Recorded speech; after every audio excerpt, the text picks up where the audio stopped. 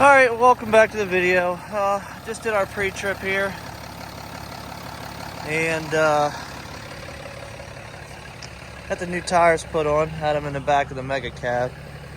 Got the old big meats on there.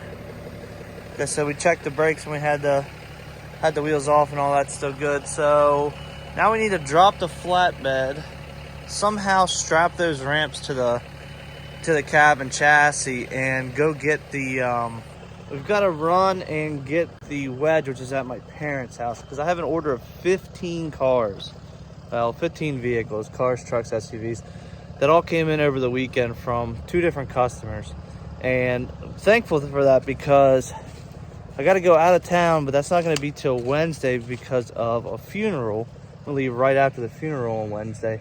Obviously, I need to be there for it. I'm not risking something happening on the road and me not getting back in time to make that funeral. So we're just going to wait till Wednesday to do that. So drop the flatbed, strap the ramps to the back of the mega cab, and then we'll head and get the wedge.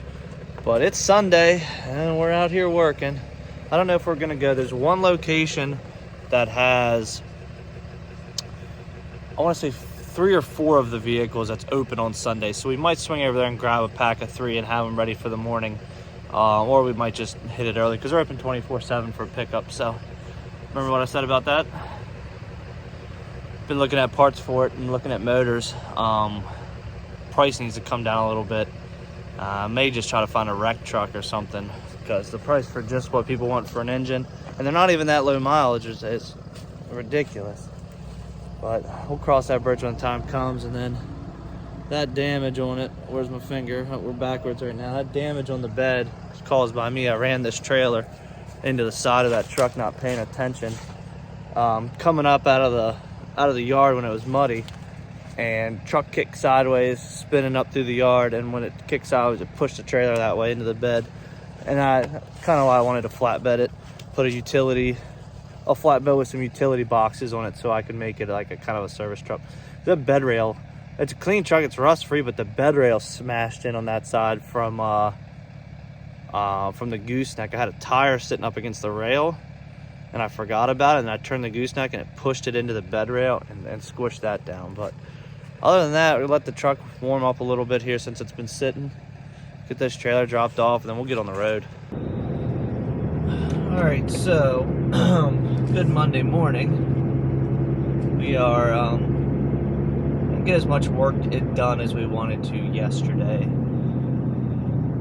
So starting out, we got 15 cars to move, spread out through 4 different local auctions. We've got 4 at one, 7 at another, 3 at one, and 1 at another. And they're all, I say local, they're all, you've got America's Auto Auction in both Lancaster and in Mechanicsburg. Then we've got, what else do we got? We've got one at Manheim, Baltimore, Washington. And then we've got some down at Fredericksburg.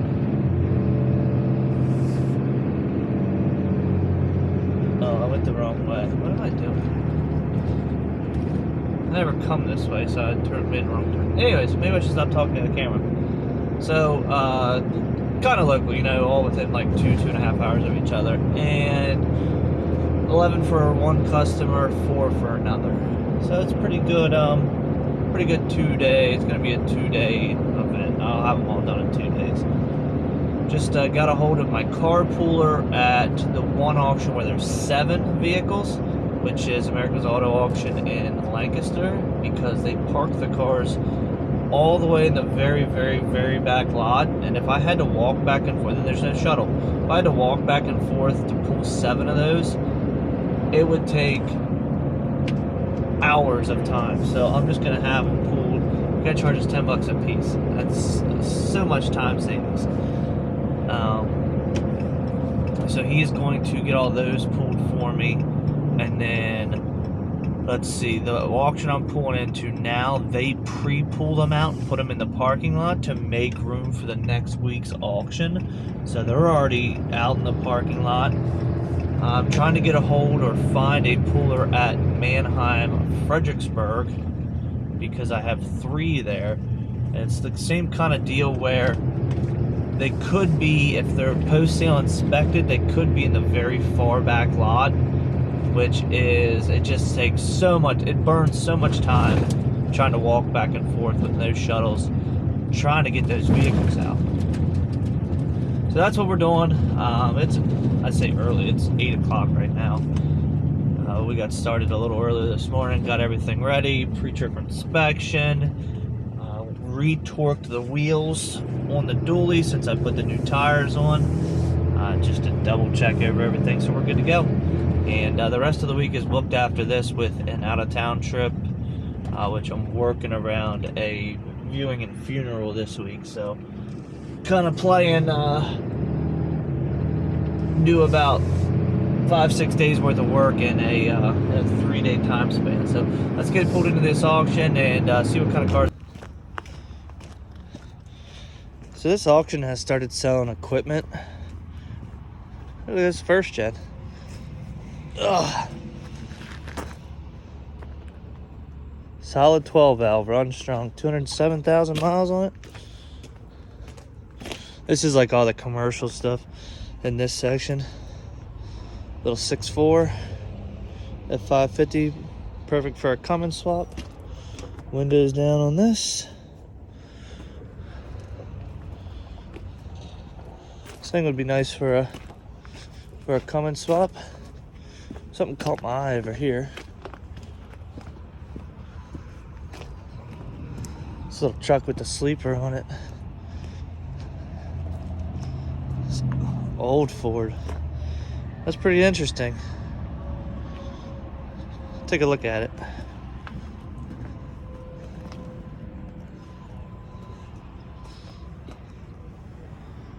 Old school cool, baby. It was actually unlocked. Look at this. That's pretty neat. It says it's got 108,000 miles on it. I wonder what for engine's in this thing. It's got a Cummins in it. Wonder if it's already sold. Be a neat truck to have.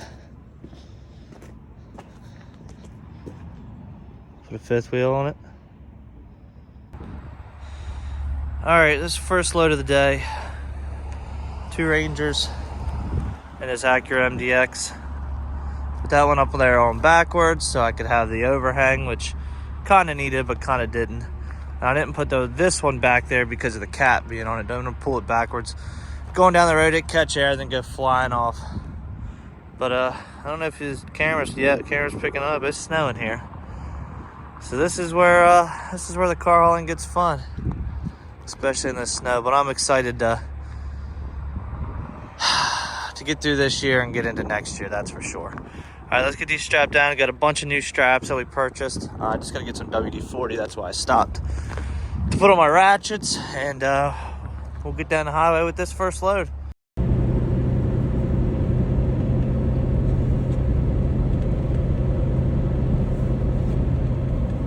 Oh, these things are sure a pain in the butt to haul on a 96-inch wide trailer. She'll fit though. She'll fit. Crew cab long bed F350, deleted and tuned. It's kind of beat up. It's kind of rusty too, actually. You notice that? Wow. Gooseneck. Oh, it's upside down. Probably never come out. It's kind of trash. Whoever had this truck really didn't take care of it before. They love their ducks though. Back this up and move those ramps a little bit because I'm barely on them. Pull this thing up on. Got that Durango up there to go along with it. And got one more down here, which is another truck and then another truck. So we're just going to do 2 and 2.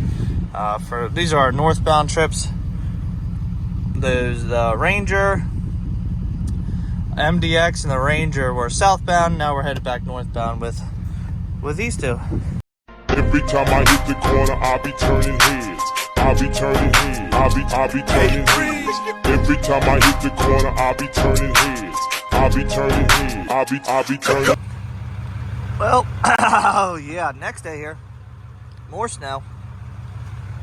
What is this stuff? You can actually see it coming over the mountain out there. So what we're doing here, we're gonna start this up, let this warm up, do our pre-trip, get it a little out of the way, hook up to the Gator with the Mega Cab. We are taking the Mega Cab to go pick up a load which doesn't deliver, it really doesn't deliver till Thursday, but we leave out tomorrow with it. I don't know if we'll take the Mega Cab or we'll take the dually on that trip, but I need to use a wedge, so there's no use in unhooking this right now just to hook right back up to it. The place we pick up from is right up the road from my house. So we can get that done, get that out of the way so we're not rushing any business hour constraints today, because all my other cars are pulled out and ready to go. So we just got to get to the parking lots. And we'll get the dually fired up. And yeah, that should be about it. Get hooked up to the Mega Cab and go get this stuff picked up and strapped down and ready to go for Wednesday. And just like that, we are loaded. 2 straps on each. These little dump bodies with utility boxes in them. 3 of them. Said somewhere around 10,000 pounds, but who knows. Got our straps all bundled up. And that's good. That waits. That doesn't leave till Wednesday at some point. Now we hop in the it's what's nice about having 2 trucks sometimes. Now we just leave. We hop in a single cab and we're off to haul some cars. And see that big girl over there? Hi, big girl. God, I want to get that thing on the road so bad. I'm hoping this title situation works out. I just need to find a trailer for it. Well, I like to put this behind it occasionally. Man, how you work all the time, Jason? Can't be good for your heart. There is white stuff falling from the sky. I repeat, there is white stuff falling from the sky. Man, this mountain is so solid I can barely turn it around. It's what is today? It's Tuesday. We're in Pennsylvania. It's snowing. But I wanted to touch on something real quick while I showed you the snow.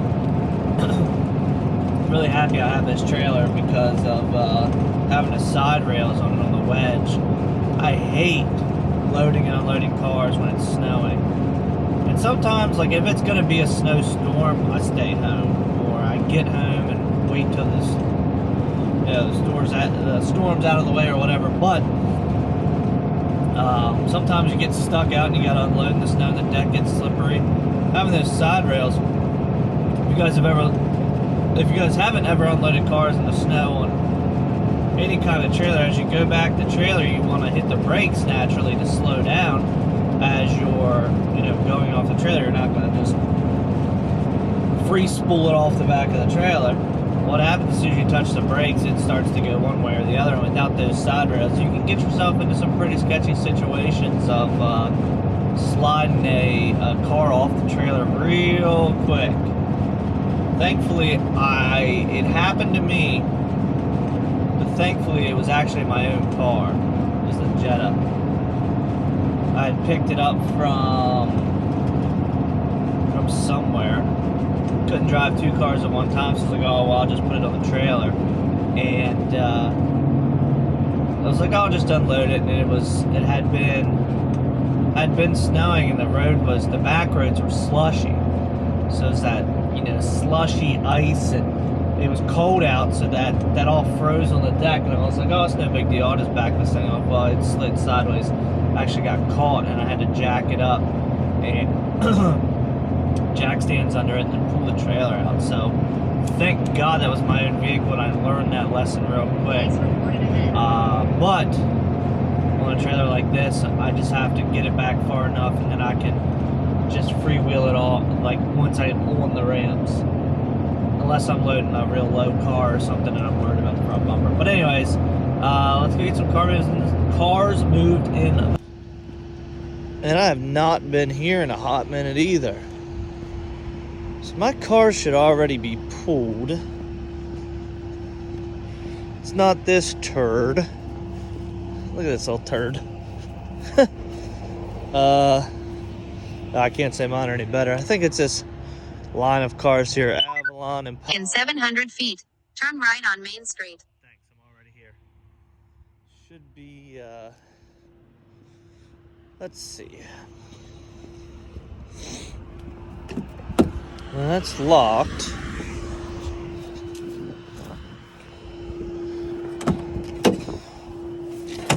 Oh, ta-da! Nice. All my keys are in here, so I don't have to pull them out of the auction. I just gotta load them up over there. And it's still snowing, so it's nice not having to walk back and forth. We'll see what size vehicles we got. That Astro's not very big. I just want to mix and match to get all the right vehicles on. That Dodge is rough. Pretty sure that's mine too, so let's mix and match some cars. It looks like the Avalon hood's popped, so the battery's probably dead. We'll see what starts here for the first round. 1, 2, 3, delivered. Now I just take a picture of where they're parked, take a picture of where I hide the keys, and they come get them from here. Their building's right down the road, but it's at... Of course, it's not busy when I say it's a busy road. There's nowhere to park to unload, so we just unload them here at the Odessa lot. Oh, back like I never left. Bing bong. Can't stop seeing the TikToks of those guys from Coney Island. It's stuck in my head for some reason. All right, we're gonna grab an Impala, a Maxima, and an old Chevy Astro here. And then all we have left at this location is a Dodge Ram. And over at the other location, all we have left is, what is over there? I think a Econoline van. So that'll go good with just the van and the truck. Take up pretty much most of the trailer. Make sure all these start and get done for the day. Come on, GPS. That is one. Make a U-turn, then turn left on Commercial Avenue. That's one thing I hate about winter. How dark it is already. Makes the night go very, very slow. The chances of me smacking a deer, I'm gonna say a strong 9 out of 10 out here. This is what they call the valley. You see those lights way off in the distance up there? Off to my right, that's actually the owner of Under Armour's place. He's got all this fence row and everything. All this is his property out here. So, deer on the run. I already missed 3 of them, so see if we can just make it home safely without hitting one. Have you ever been shopping? Whether it be like a grocery store, a gas station, or even like I just went to Kohl's. My uncle passed away. That was the death in the family, and the funeral's tomorrow. And to be honest, I don't have any black pants. I don't have any dark colored dress clothes, because when I wear dress clothes, they're usually brighter colors, weddings, stuff like that. And they told us just to, you don't have to wear a suit or anything, just to be, just regular funeral clothes. No reason for a suit. It's going to be a little more laid back, more family oriented. So I had to go get some pants, and I was like, I picked this pair of pants up, and they're like khaki material, but they're black, so I'm going to be able to wear them more than like strictly like suit pants. $72 for a pair of pants. They didn't have a price tag on them. And then when I got up to the register, she rung them up, and I almost shit my pants, because if I'm gonna spend $72 on a pair of pants, they're gonna be like cinched jeans or Ariat jeans, not some men's casual Dockers.